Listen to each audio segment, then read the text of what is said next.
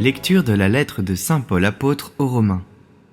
Frères, j'estime qu'il n'y a pas de commune mesure entre les souffrances du temps présent et la gloire qui va être révélée pour nous. En effet, la création attend avec impatience la révélation des fils de Dieu. Car la création a été soumise au pouvoir du néant, non pas de son plein gré, mais à cause de celui qui l'a livrée à ce pouvoir. Pourtant, elle a gardé l'espérance d'être, elle aussi, libérée de l'esclavage de la dégradation pour connaître la liberté de la gloire donnée aux enfants de Dieu. Nous le savons bien, la création tout entière gémit. Elle passe par les douleurs d'un enfantement qui dure encore.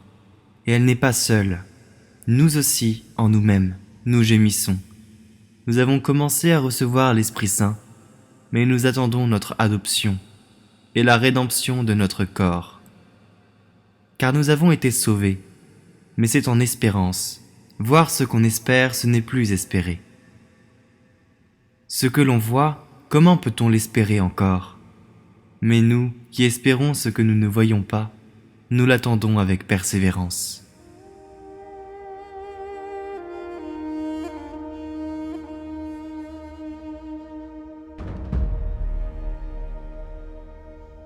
Évangile de Jésus-Christ selon saint Luc. En ce temps-là, Jésus disait : « À quoi le règne de Dieu est-il comparable ? À quoi vais-je le comparer ? Il est comparable à une graine de moutarde qu'un homme a prise et jetée dans son jardin.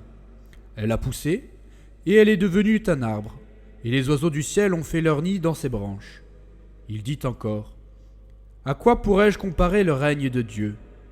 Il est comparable au levain qu'une femme a pris et enfoui dans 3 mesures de farine, jusqu'à que toute la pâte est levée. »